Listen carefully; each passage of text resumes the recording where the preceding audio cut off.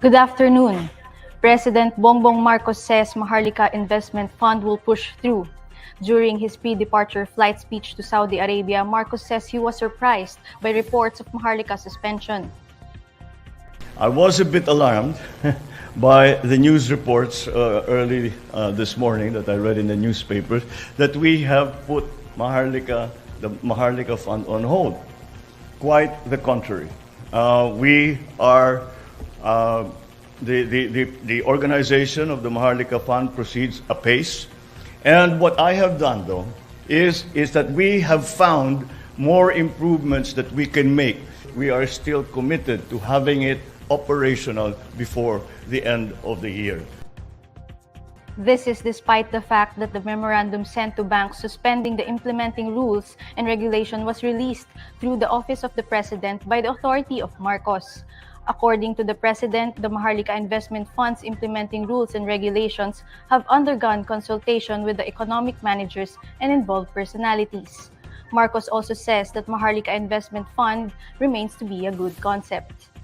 We should not misinterpret what we have done as somehow a judgment on the rightness or wrongness of the Maharlika Fund. On the contrary, we are just finding ways to make it as close to perfect and ideal as possible. And that was what we have done.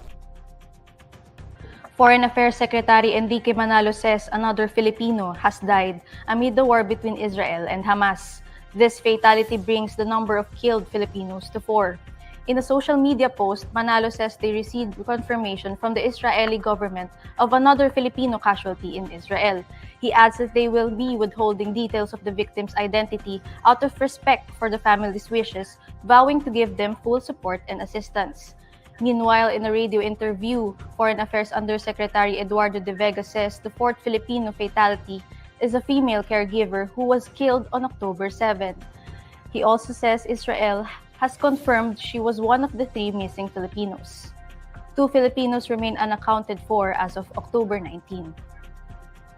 The official campaign period for the October 30 Barangay and Sangguniang Kabataan election starts today, October 19.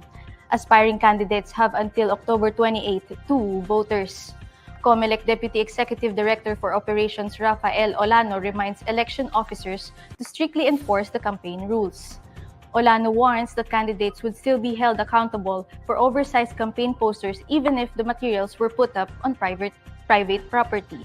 He adds that the COMELEC would undertake a nationwide Operation Baklas to dismantle illegal campaign materials in public places on October 20 and 27.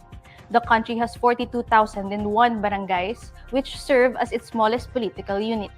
Each barangay will elect 1 barangay captain and 7 members of the barangay council and 1 SK chairperson and 7 SK council members.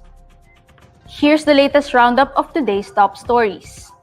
Amid reports of its suspension, President Bongbong Marcos clarifies that the Maharlika Investment Fund will push through. DFA says another Filipino killed in war between Israel and Hamas.